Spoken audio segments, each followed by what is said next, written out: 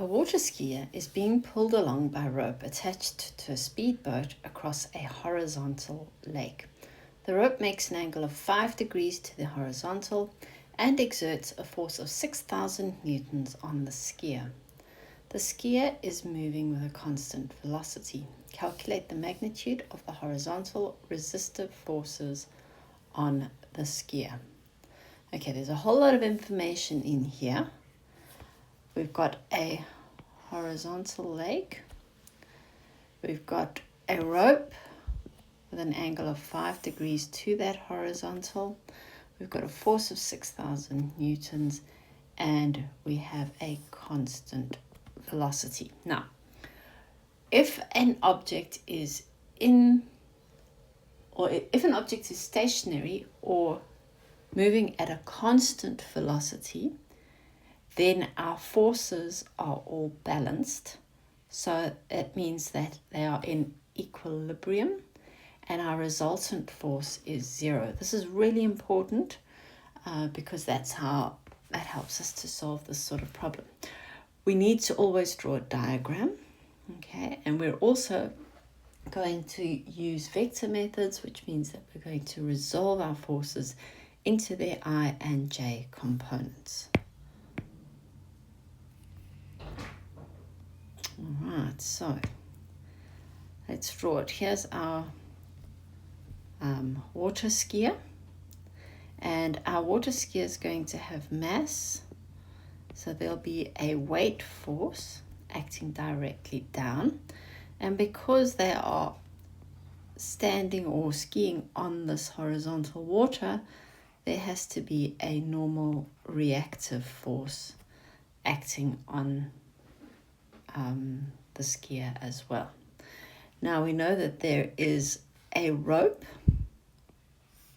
attached to a boat, and that's acting at 5 degrees to the horizontal. So if this is my horizontal line, there's my 5 degrees, and that is my force A, which we'll define in a moment, and that's going to be 6,000 newtons.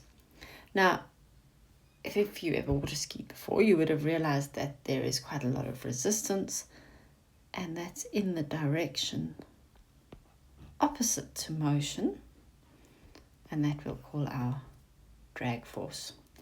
All right.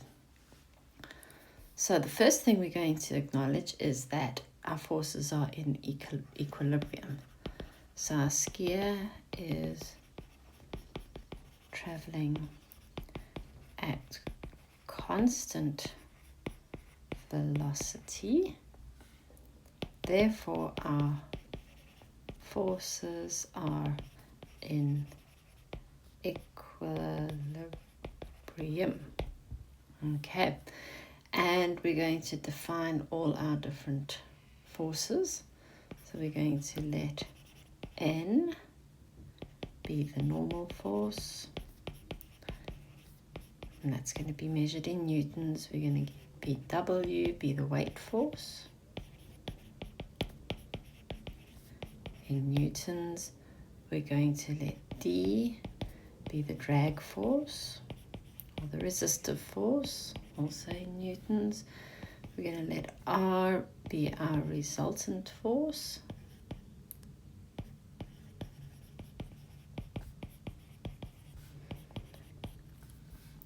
and A is our applied force.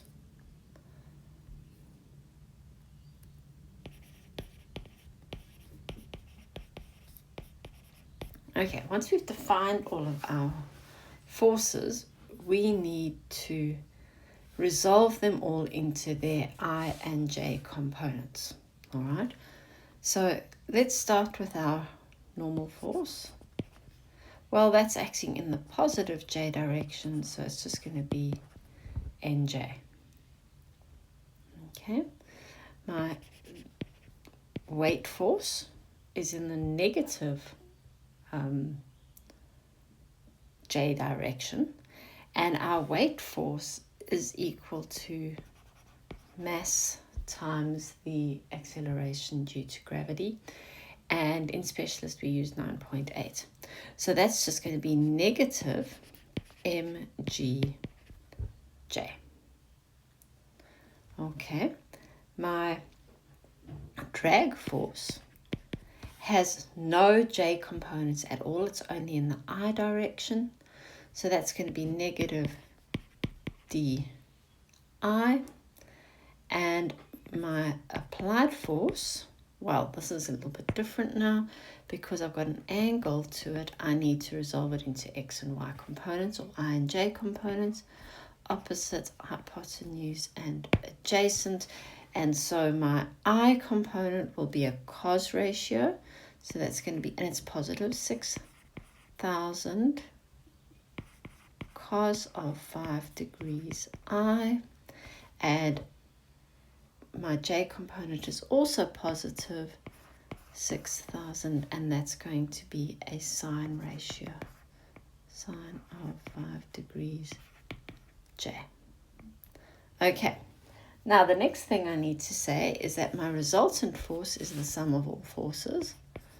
So my resultant force is going to be N plus W plus D plus A.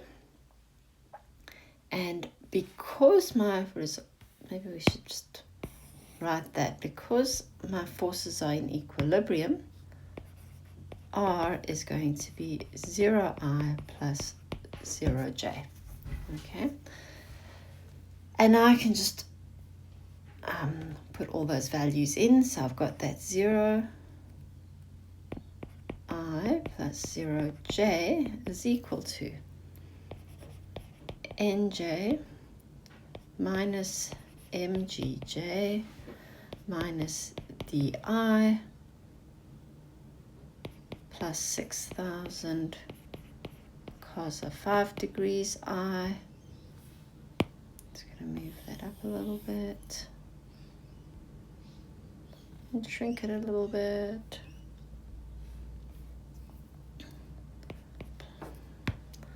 Plus 6,000 sine of 5 degrees J. All right, now we know that we can collect our I and J components. So we can have that 0I plus 0J is going to be minus D plus 6,000 cos of 5 degrees I. And our J's will be N minus mg plus 6,000 sine of 5 degrees J. And now I can just equate my I and J components.